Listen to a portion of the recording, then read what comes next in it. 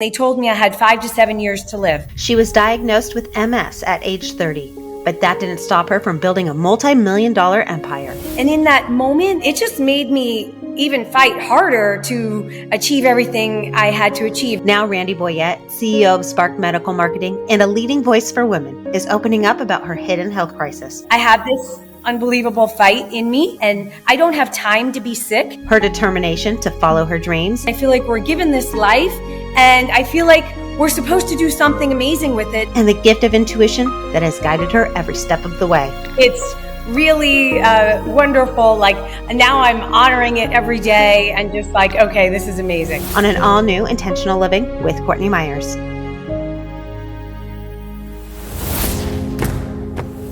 Welcome to Intentional Living with Courtney Meyers, a podcast dedicated to those seeking a more fulfilled and purposeful life through thought-provoking conversation, spiritual exploration, and authentic connections. The intentional movement has begun, and if you found yourself here, you are a part of it. Intentional Living with Courtney Meyers starts now. Hi, Randi. Welcome to Intentional Living with Courtney Meyers. I am so excited that we actually get to talk face-to-face this time. We've spoken a couple times, and I know you speak with my husband all the time for work. And so I'm really excited that we get to connect on this level because you are doing some really great things in the world. You have a beautiful, big business. You come from the world of beauty and aesthetics and all that stuff, which I seem to find I'm talking to a lot of women that have really excelled in those industries that have come into this space now of relying on their intuition and touching base with really who they are more on an authentic level, which I find quite interesting coming from the space you play in, or some of the other women I've spoken with, models or former TV hosts and things like that, and these outward fashion designers and these outward facing industries that are all about the outside. But there's something similar that everyone has, is this coming within. And I know you've done this in your life all across the board and in business. And so I really want to talk to you about all that. But let's start with you. Let's start with your story. You have a very interesting story. Sure. So where would you like me to start? First of all, thank you so much for inviting me today. Yes, it is exciting to be here, and it's an honor to be part of this podcast. I know it's taking off, so excited to be a part of it. Where shall I start?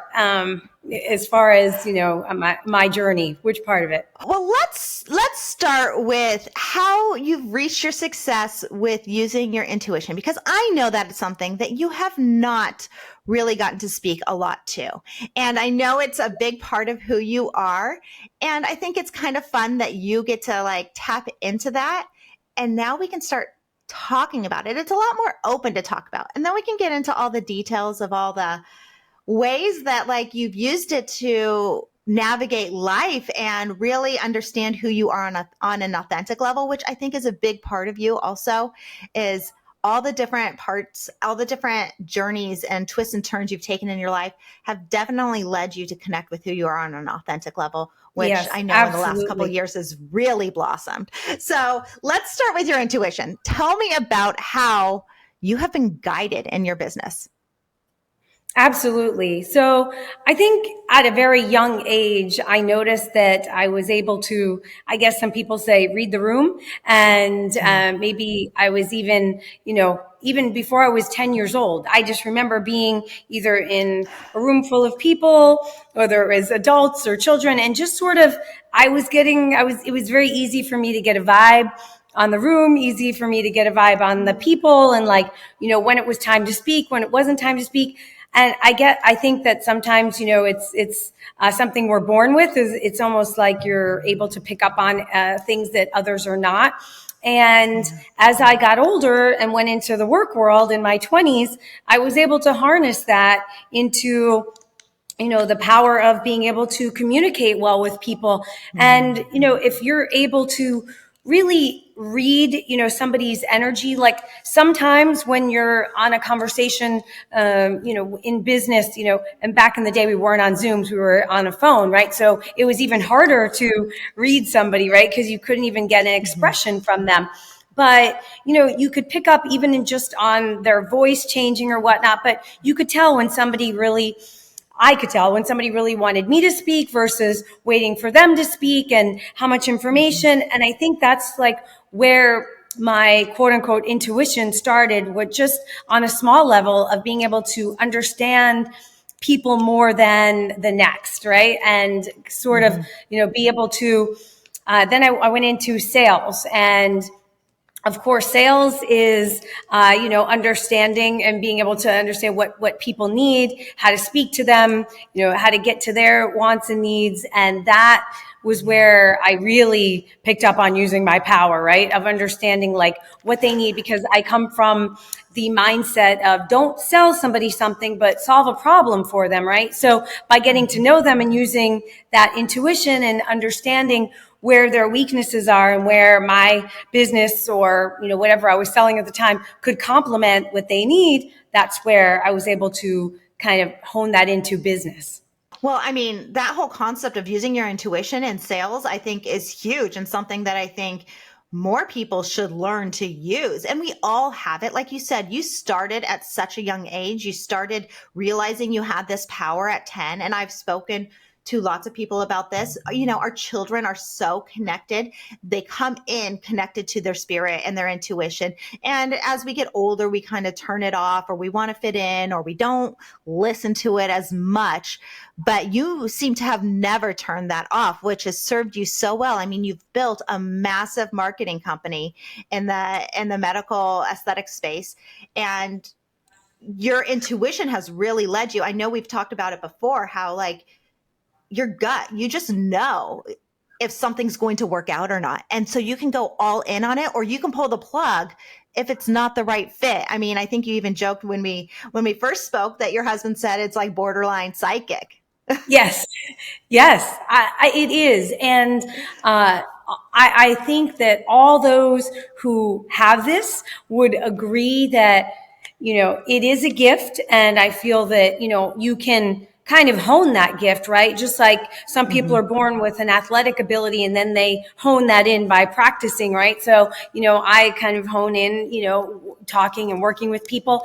But at the same time, sometimes it can be like too much, right? Like my brain is like going too much all the time. And sometimes I see something that I really don't want to see, right? And that's a really tough position to be in, right? And I'm sure you've been there too, where your intuition is picking up on something and you're like, uh-oh, this is not what I'm supposed to be seeing right now.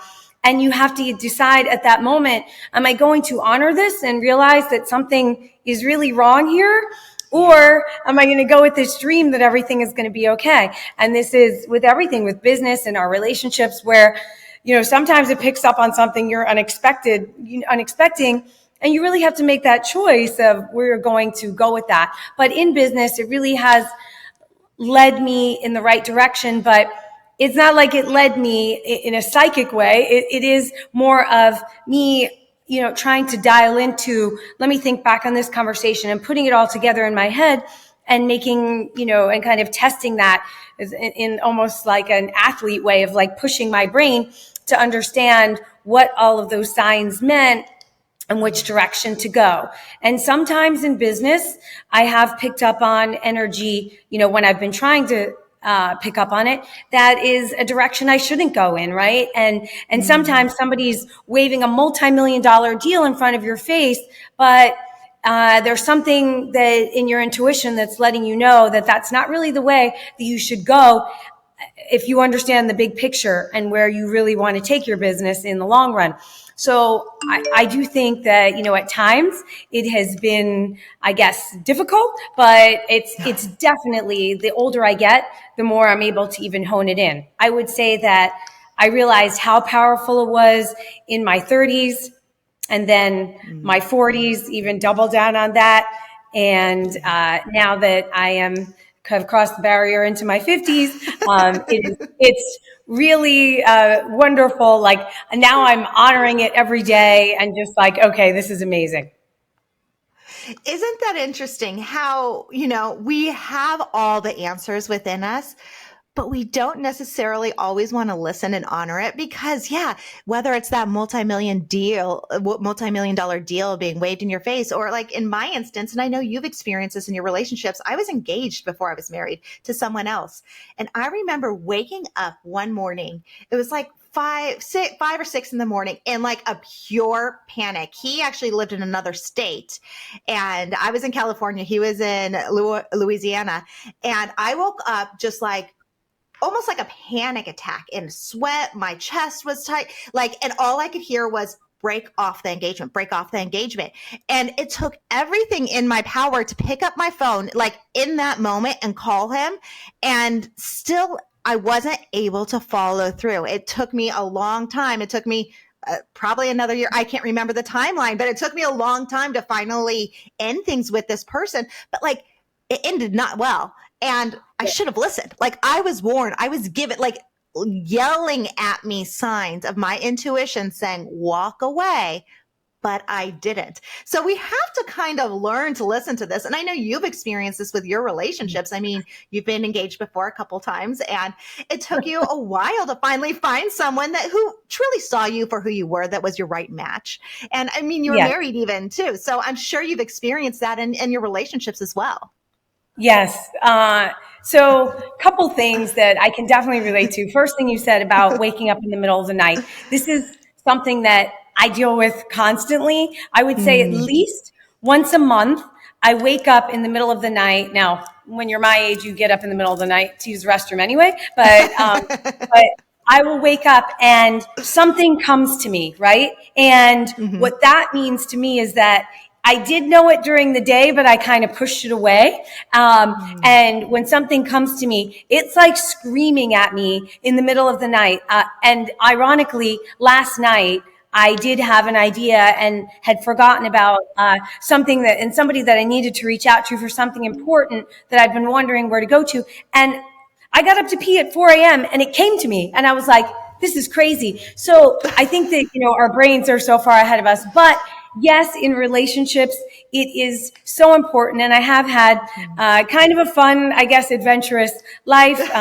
Some would think it's strange. I've been engaged 10 times and married 4 times. I'm now married. I've been with my husband for next week will be 11 years. So I think this is my my Guinness World Record for marriage for me and for relationships.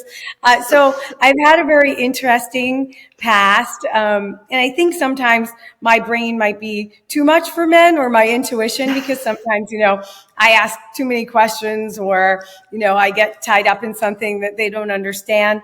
But most of all, I think, I've always been very driven, right from, even through college, but then right after graduating college and going to work, I was always very driven. And I think that a lot of the men that I was with in my, 20s and 30s, were threatened by that, didn't feel comfortable with it, whatever that is. And I didn't want to dial down who I am to stay with somebody. So I just kept moving on. And now I found somebody who really, thinks that, who I am, and even with my super overactive brain, he loves it. He thinks it's great. And finally, and in listening to all of that intuition, because it was hard. I mean, you think by the time you're getting divorced the 3rd time and, your intuition's telling you it's time to leave, Randy. But your friends and family are going to be like, this might be you at this point. But it was me, because it was also my intuition screaming to me of, this isn't going to be a fulfilling relationship for you for the rest of your life. And life is short. Why should we be unhappy? So, I did move on, but I'm so happy, because now that I have exactly what I was looking for all those years, and it took me until, I was 42 years old to find the right person. It was definitely worth listening to that intuition. But I love what you said about the middle of the night feeling that comes to you, and you're like, wow. Yeah. And I have had to learn over the years to not act on it immediately, but just kind of let it simmer and decide what I'm going to do about it before I do act. I think that's really great advice when it comes to, getting those insights or whatever as it is, just to kind of listen and sit with it and see how it feels, because sometimes it is your head, sometimes it is your heart. You never know really where it's coming from. And for someone like you, I'm with you there with the overactive mind. It's constantly going. It's like sometimes it's like I question where this is coming from. And then I can fall into the space of like trying to figure it out, which doesn't work. With your intuition, it's a knowing. Like you knew in those relationships, it was time to move on. And at the same time, they were probably great lessons for you. I mean, everything you go through, whether it might not be the way everyone else is doing it, it was right for you. And Yes. you have to honor that for yourself, because I know how hard it is to just like fall into this is what you should be doing. I'm sure some of these relationships you might have known from the beginning weren't right for you. And so you had to experience that until you could find someone that really did support you. And I hate that. I hate that about us women, especially women that are high achieving overachievers, that we feel the need to tamper ourselves down, that we feel the need to dilute ourselves. I experienced that my whole life. I remember in high school thinking if I was blonde and stupid, guys would like me. So it was kind of one of those things. It's like I would play dumb. Like literally, I would play dumber than I was and like hide the fact that I was in the AP classes because I didn't want to be smart, because I wanted to be liked. It's so stupid. Yeah, it's definitely, as a woman, I think that we have much more to think about, much more to explain. And I think that men definitely, when we question things, the smarter we are, the more threatened they are by us. And I completely agree with you. I think that this is maybe not the popular opinion or a popular thing to say, but I think that in our society, men find it easier to love a simple woman, right? Yes. Mm-hmm. Yes. Mm-hmm. And I know that's not how anybody would describe me. But why is that? Because I know, like, with what you're doing in the world, you're at the table with a lot of men. You're at the table with a lot of powerful men, which is strange that you're in the beauty industry. I mean, you've worked for some of the top names in beauty, and Mm-hmm. and you're like talking about all these women issues with men. I mean, I know I did that coming from television, working on a lot of daytime talk shows that were geared towards women. And I had men telling me what I need to put in the commercial or promo or what the women wanted to see. I'm like, you're not the demographic. I am. Like, there's so much of that we face. And I think we're getting a stronger voice now, but tell me how you deal with it. Yeah, I mean, I think that I've dealt with this since the beginning of my career, Yeah. where women only, achieve like a certain level, and then above that, it's all the male decision makers.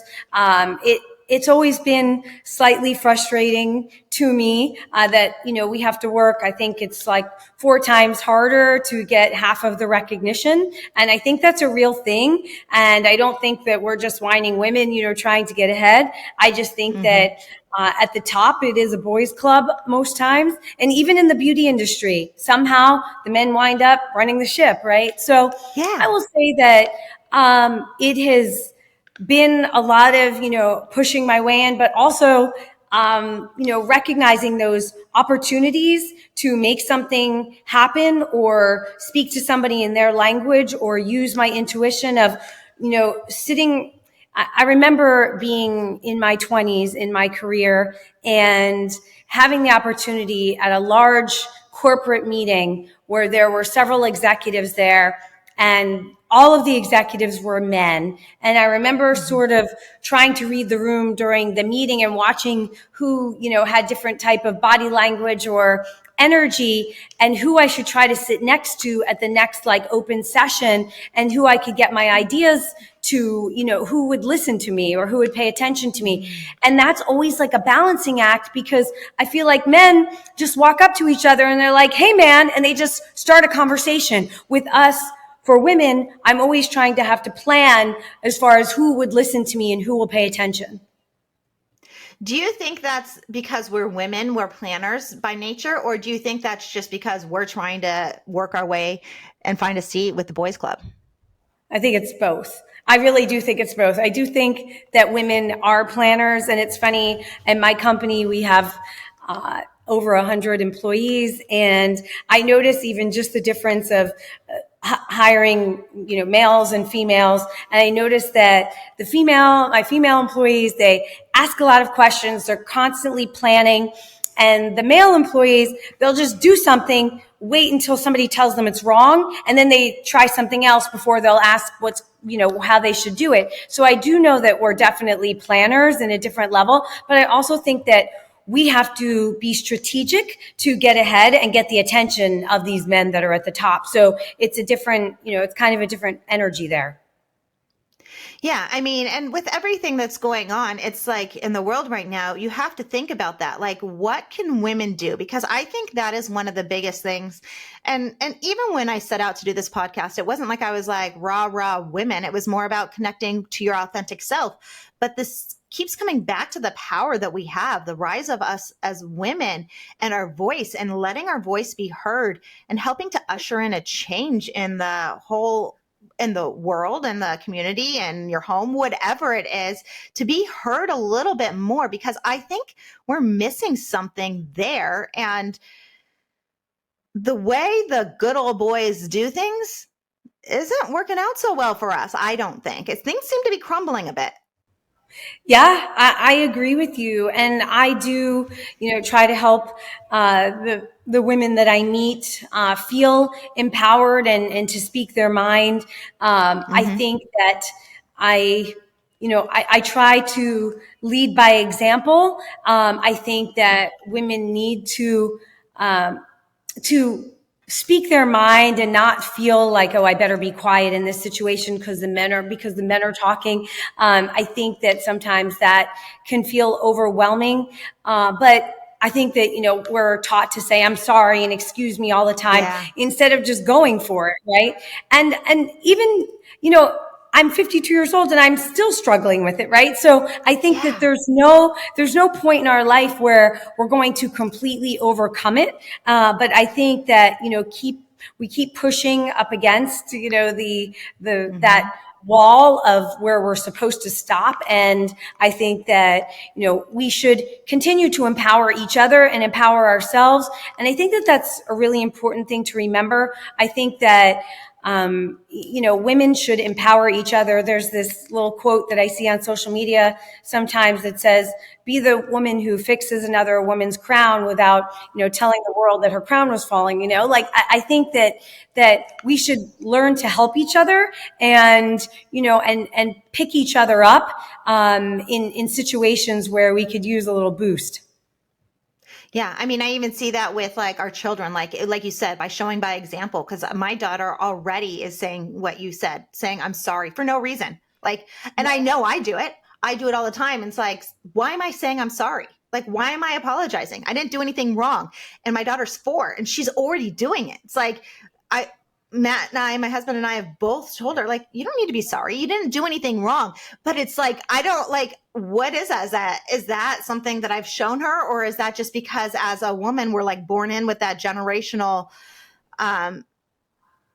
way of being? I'm not sure. But I think we definitely do. The more of us that can speak out and the more that we could stand in our power, the better we'll make it for the future. And hopefully we can make a change, because I mean, I was talking to another guest, the Witch of Wall Street, and she was talking about how short a time ago it was that we even got the right to have our own bank account or have our own name on our bank account. Like it was like in the 60s or 70s, but that wasn't that long ago. Wow. I didn't even know that. But that's also so critical. I will tell you that I, throughout my life, watching my friends, get married throughout their 20s, 30s, 40s, those who did not have, their own financial stability wound up staying in relationships that they were not happy in or not feeling supported in, or, they stay because they feel like, well, where am I going to go? I don't have any money and nobody to support me. And I picked up on that at a young age, watching a few friends do that and thinking to myself, I'm never going to let that happen to me, which has led to my own, financial independence and relationship independence, which has led me to, seek out the best relationship for me. Because when you have that confidence that you can take care of yourself, then you're not stuck to anyone. Confidence, that's huge. So how did you build that confidence in yourself?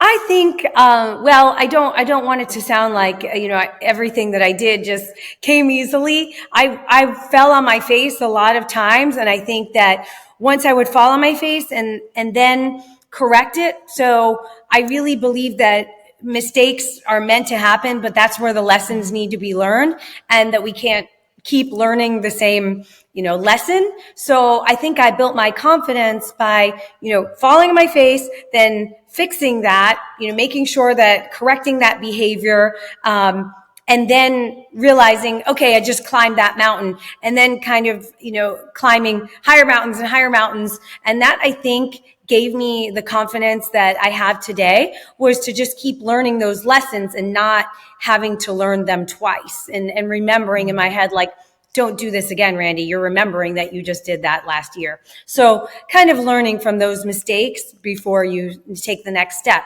And that's what's really given me my confidence today. But I think that's one of the biggest power assets that we have as women, because I think we are willing to look at our mistakes a little bit more, learn from them, analyze them, comprehend them more so than men. Men sometimes go, and this isn't some girls against guys type of thing, but like, men are like, oh, just fix it or do it or change it, whereas women, I think we sit with that a little bit. We will think about what happened. We will remember more of our past and bring it into our future. So for a group of people to have such a lack of confidence is quite interesting to me, when we actually have all the skills to build that confidence. Yes. Agreed. And nobody can give us confidence. I see a lot of relationships and hear stories about relationships where they're like, he didn't believe in me, so, I couldn't do it. There's only one person that at the end of the day that can make you have that confidence, and that's yourself, and you're believing in yourself. Having a partner needs to be just like a plus in your life. It can't be the be all and end all, because nobody is going to fix us. Yeah. But I like that you call it a partner too, because when you do find that partner that supports you, it does make it so much easier to live out your dreams. So you shouldn't need it. You shouldn't require it, but to have someone that lifts you up. And I know that you found that in this relationship too. Like you said earlier, you had that pushback because you had ambition, and it's like a competitive nature with a partner that doesn't necessarily see that for you or doesn't want you to play that role. And I think that's what we have to learn to be, is honest with ourselves. Like, what do we really want in life for ourselves first? And I know that sounds selfish, but we have to do that to find true fulfillment and to find the relationships that really support us. Yes. Agreed. And, and coming up against challenges and not being afraid of them, and realizing that it's part of life and part of relationships. People laugh because, I've had, a lot of marriages, engagements. Did I just give up in a minute? No, I didn't. But I also, believed that there was something better out there for me, and now I have it. But I think that, I do think that when you find the partner that you're supposed to be with, it is such a wonderful feeling to be your 100% authentic self with that person, and have them love you for being that person and not judge you or think that you're too much, or, I love that I can run over to my husband's office when I close a deal and be like, guess what? And he's so excited for me. And I remember in past relationships having to not talk about my successes because it was making somebody else feel like less. And that's a terrible feeling. Nobody should ever feel like that. No. And I also think, like, I know you're almost downplaying the idea, like, oh, I'm not an expert in relationships. I actually think you are, because you're an expert at navigating a relationship. There's people that come right out of high school, get married right out of high school, and they stay together because that's all they know. Are you an expert in a relationship? No, you haven't put in all that time to really find what works for you. I know it took me a long time to find my husband, and it was one of those things I was questioning, like getting advice from all these other people that did it younger and trying to figure out, like, what am I doing wrong? And then I'm like, wait, actually, I'm the expert at dating because I'm the one that's dating so much. Like, these people might have gotten it right once or gotten it lucky, or maybe they settled, whatever. I mean, I'm not going to speak for anyone else's relationship, but I became an expert at dating because I did a lot of it.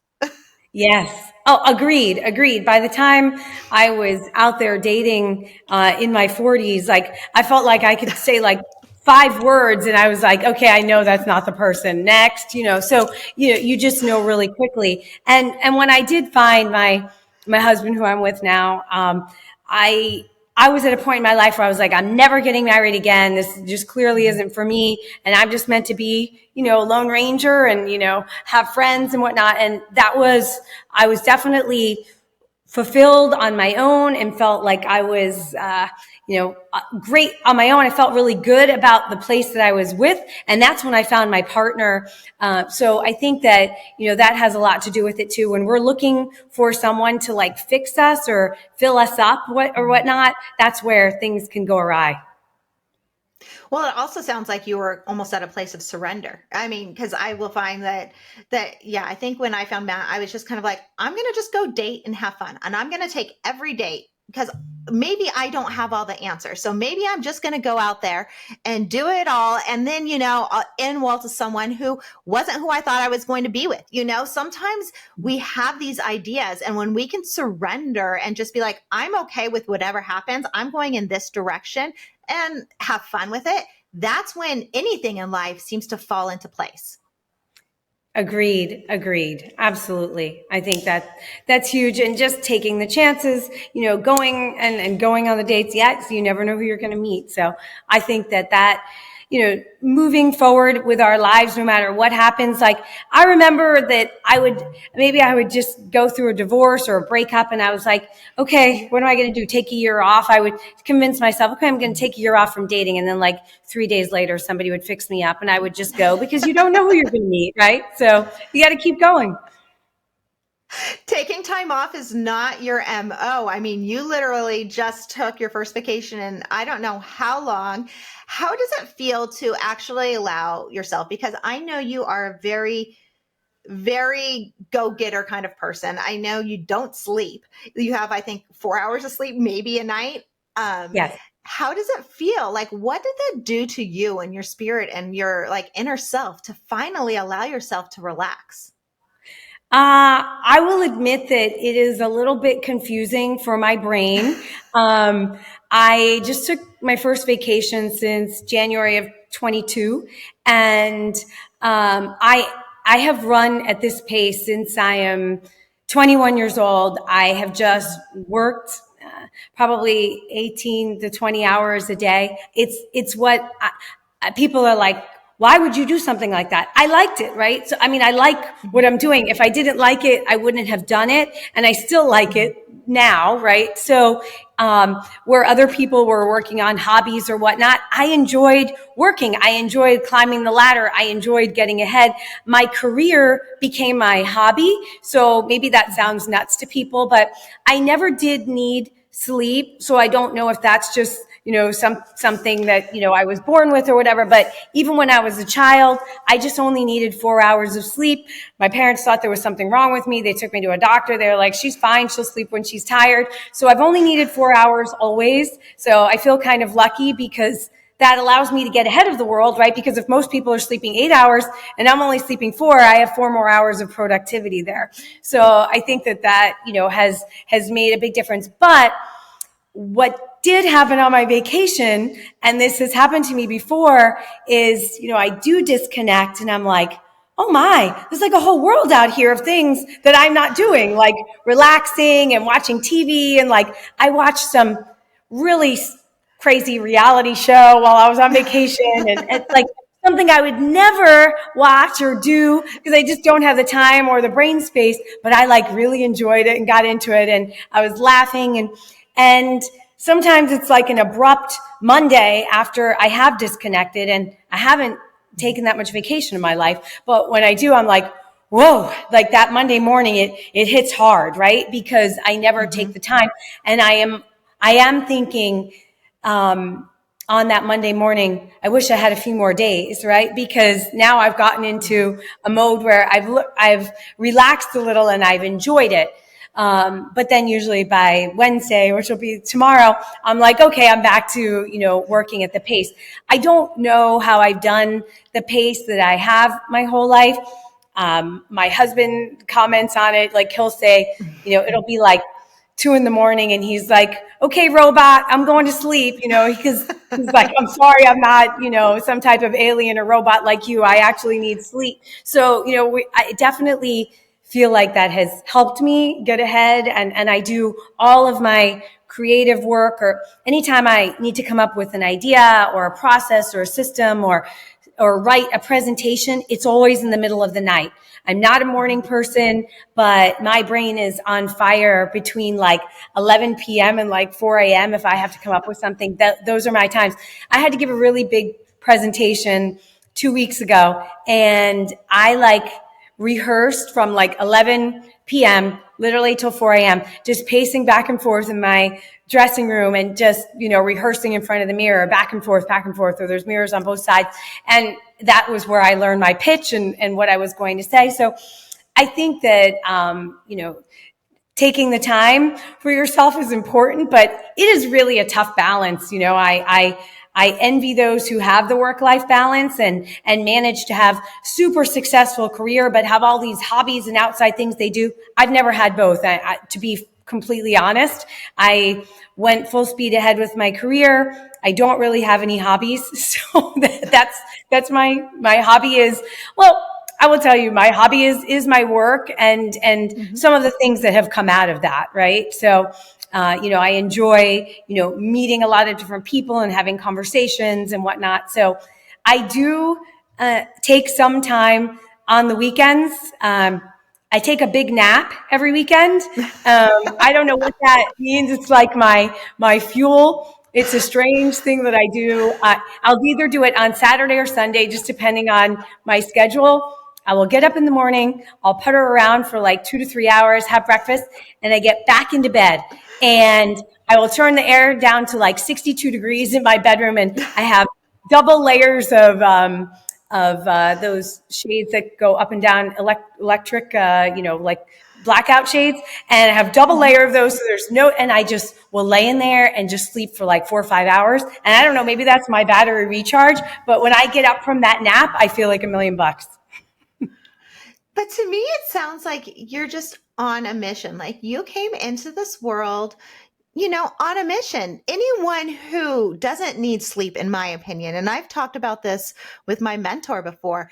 I mean, I will work from the minute I wake up to the minute I go to bed as much as I possibly can when navigating around my kids. But I mean, I won't get tired of my work because I'm passionate about it. I won't get tired about what I'm doing because I'm passionate about it. And when you're on a mission, like there's something within you that just allows you to keep going. And that's what it kind of sounds like for you. Like you've been on a mission your whole life. I'm not sure what that is. I don't know if you feel that way, but that's what it sounds like to me. It really is. And I feel like not to get like spiritual or whatnot, but I feel that it's okay.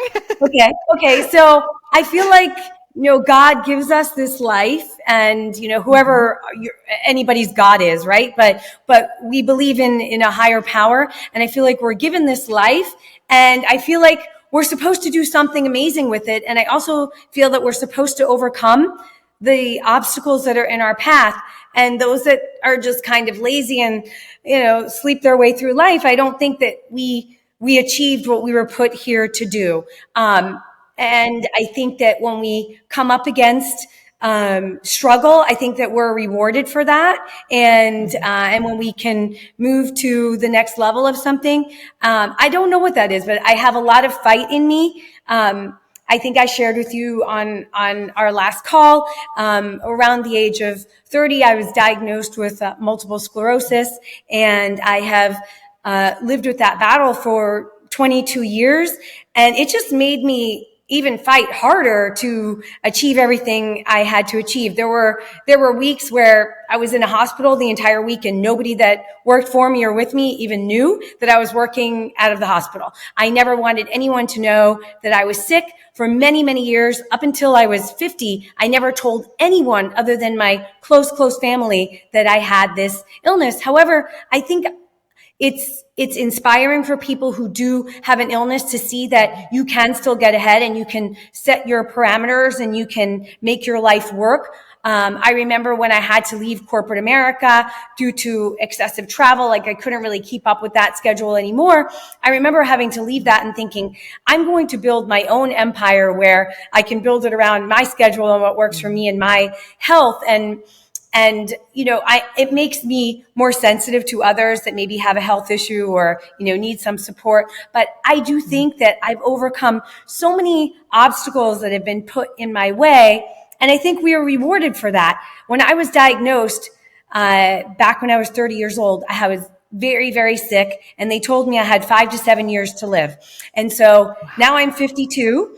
And I think that the doctors can't explain it. They have no idea. They're like, we have no idea. You have like 10 lives, Randi. But I think that I have this unbelievable fight in me. And I think that working like I do and having a mission, like you say, I think that it drives me to keep going. And I don't have time to be sick. Even when I don't feel well, I will keep pushing and pushing, because the more you sit around and think about how you're sick, then you feel sick, right?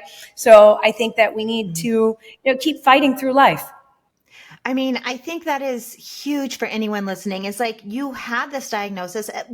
I mean, I didn't even know that they only gave you a set amount of time. I mean, excuse me, how scary is that in your 30s to hear that, but you didn't let that stop you? That just tells me you do have that fighting spirit and you do have a mission. And I know you've experienced other challenges in your life. Like, yes, you've built this wonderful company and you have all these things, but like, you have I don't care who you are, not everything is going to go smooth. And you've come up against some real challenges in your life. I mean, I know one of your dreams was always to be a mother, and you did everything in your power to do that.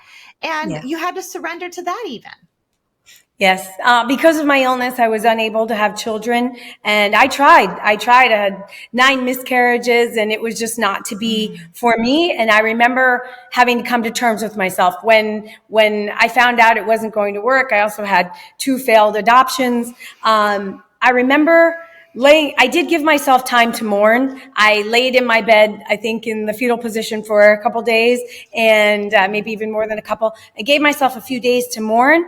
And then I remember sitting up on the edge of my bed and saying, okay, Randi, this was not God's plan for you, but you have all these other amazing things, and that's where you're supposed to put your energy. And I had to honor that. And then instead of sitting around feeling sorry for myself and, all my friends have kids and why me?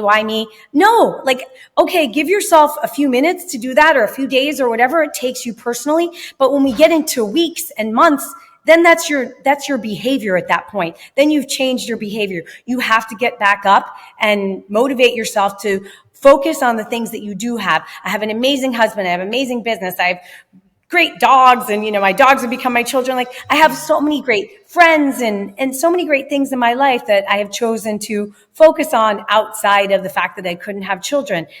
Still to this day, I probably maybe shared this with you on the phone.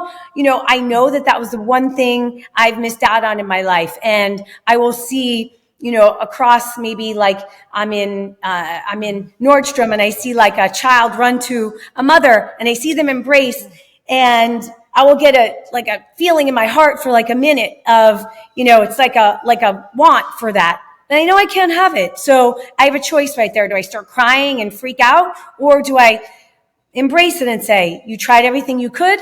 Okay, now let's focus. And in that moment, I switch my brain to all the amazing things that I have and everything that I'm grateful for, mainly for the fact that I'm still alive, right? So I think that, honoring all the things that we have and not crying for the things that we don't have is half the battle. I mean, and honoring our journey, because we all have a journey. And I know you're using your voice now to really help speak out with things like MS and things like that, because you can, and you've built that space to do it. I know it's hard though, because we talked about this when it came to your diagnosis. At first, you went head first into like trying to help others and lead groups, but taking on that energy of others is hard. How do you deal with that? Yeah. When I was first diagnosed, I was asked to lead a support group, and I did do that for a year or two. Um, it was, it was tough for me because I felt like a lot of people were more comfortable complaining and having a lot of pity on themselves. And it just wasn't the way my brain worked. And I really was like trying to engage people in like how I thought they should think, or trying to help them rearrange their thoughts. But I think I had to realize at one point that like, no matter what I did, like some people are stuck in that feeling, and I couldn't judge them because I don't know what it's like. I feel like I'm blessed. I wake up with a certain fight and energy in me every morning, and I don't know what that feels like to wake up depressed every day. And so I honor that within someone else. But for me, it became really hard to like try and combine my energy with people's energy who were complaining a lot. And it was really hard for me to fit in there. And no matter what I would do, I couldn't motivate them. And I don't want that to sound like I'm judging people, because I do honor it and understand it. I have a close family member that struggles with depression, and I honor that, and I try to help them through that. But I don't know what that's like, because I was born with a mindset of just waking up happy and looking forward to the day, no matter what is facing me. I wonder what that is. I wonder what that makeup is, that some of us are born with that and some of us are born with, the prone to the woe is me, or the victim, or the depression, which is a real thing, and the anxiety. So like, I really wonder like what that battle looks like and why we face that. I mean, it's Yeah. beautiful that you can take that gratitude approach, and you can take, it's almost like a higher road approach, or you look at the brighter things in life, but that is not common. I think we like to latch on to our difficulties. I think we like to latch on to like, I'm a victim of this, because it gives us excuses not to achieve in other areas of our life. Yes. Yes. I completely agree with you. I will tell you that I find it, uh, for me, I find it easy and best to align myself with like-minded people. I find it a struggle for me to sit in a room full of people who are complaining, whether it's about, I've had many groups of females that I've been friends with over the years, and some just want to sit and complain about their spouses and their children and whatnot. And like, I'm always like, oh, and let me tell you about this great thing I did, or this cool thing that happened in my life. Like, I'm always on the positive side of things, and I just don't align with those who focus on the negative. And I think that, we have to surround ourselves with those who are positive if we can. But I also, like I said, I do, I feel for those who don't wake up feeling happy every day. And I think that's almost a worse disease than being diagnosed with MS, right? Because I can wake up and put myself in the right mindset, but some people can't. And that's like a disease that I don't even know what that's like to battle. Yeah, I mean, I'm not going to pretend to say I know how to fix it, because I've dealt with it myself. So, and I'm on medication for it. So, it's Right. not that there's like an easy answer. I'm more curious. Like, I wonder what that is. I wonder what that Sure. answer is. It is something I have been exploring, and it's a conversation I've had in my home quite a bit. And I think a lot of it, and I think a lot of everything that we talk about on this podcast comes down to one thing that I'm starting to realize now, that I didn't even know when we set out on this, is this lack of faith.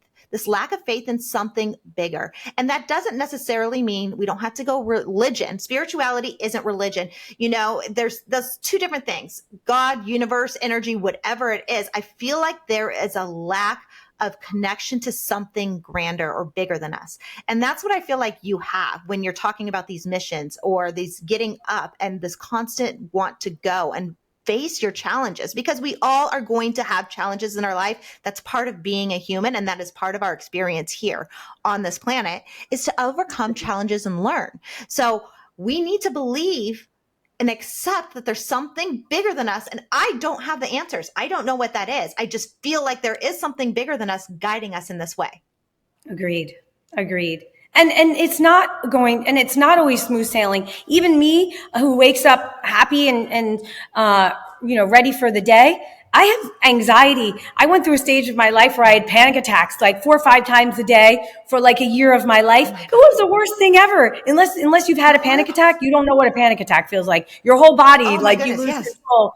Yeah, your whole. So I think that God puts those, God or whatever the higher power is that everybody believes in, that's put in our path to see what we do with it. Like, I could have locked myself in my house and said, I'm never going to go anywhere. I'm never going to do anything because I'm having panic attacks. But instead, like, I looked down every, pathway of like I wound up getting hypnosis, and it helped me. Like, and that was like the 10th thing I tried. Right. And then I got over it, but it's just to show like nobody is perfect. It's just how we handle the obstacles that really defines who we are. I mean, panic attacks are real. I didn't have them until recently, and holy moly, and then it's like you have like a hangover afterwards. I was just like, what is happening to me? Like the first one, it was horrible. It was horrible. And then now anytime I feel something like that coming on, like I can breathe myself through it. I can relax myself through, you learn to deal with it. But yeah, they're the real deal. And it's like not being like, oh, I'm panicked. Like, it's real when that happens. Absolutely. And I think, all of these things that happen to us, to like pull it all together, our conversation, like all these things that happen to us make us who we are and provides us with the strength. Like each time we overcome, like, I still might get a panic attack. Maybe I'll have one this year. Maybe I'll have one next year. But like, I'm not afraid of it anymore. I know it's not going to kill me because I overcame it at that point in my life. And it didn't take me. I took it. Well, and I think that's something we need to remember is like, are you in harm's way right now? Are you safe? Like, if we can just come back to like, are you safe? Because things like panic or anxiety attacks or, all these things, it's us like using our mind to go outside of us and control or fix whatever scenario we're dealing with, as opposed to just coming within and being like, am I safe? Am I okay? Am I breathing right now? And if we can come back to that place, then we can do hard things. Then we can push past it all. So I love everything you're saying and everything you've overcome and everything you're building. You're such a light, especially for women. How do we stay in touch with you? Because I know you have a podcast coming out soon and you're involved with some great groups for women. So tell us a little about how we can follow along with you in your journey. Sure. So, I guess the easiest way to connect with me is on LinkedIn under Randi Boyette. You can find me on LinkedIn, and that would be the easiest way to send me a direct message. I don't have anything blocked or protected on there. And my company, Spark Medical Marketing, is online. And I do have a podcast that I'm co-host of that is launching by the end of this year called The Beauty Show. It's all about the aesthetics industry and the industry that I'm involved in. And I am looking as I get into my mid-50s and I will head towards, the next chapter of my life to go on to the boards of companies and help with motivational things for women and people who suffer from MS and whatnot. So there's many things in my future. So if there's anything that somebody out there thinks that would be a good connection for me, I'd love to connect. And the motivation you can bring is just, your energy is so great. It's just so infectious, and you are doing such amazing things. I know personally all the stuff you're creating behind the scenes, and it's really, really great. So I really appreciate you taking the time out today, Randi, to talk to me and have this conversation. And I love that we get to talk face to face. Yes, I do too. And thank you so much for having me on. It's totally an honor. I've watched your episodes. They're amazing, super entertaining. And I think that you're changing the world for women. And I can't wait to see some more episodes. And good luck to you, and excited to speak again in the future. Thank you so much. Yes. Thank you. And that's it for today's Intentional Living with Courtney Meyers. Thank you so much for listening. And thank you, Randi Boyette, for such a beautiful conversation, an open conversation about the challenges we face and motivating past them. Her positivity is infectious. If you want to follow along Randi's journey, I'll put all the information of how to get in touch with her in the show notes below. And as always, you can find Intentional Living with Courtney Meyers and Intentional Media on our website at CourtneyMyers.com. I'll talk to you soon. Bye.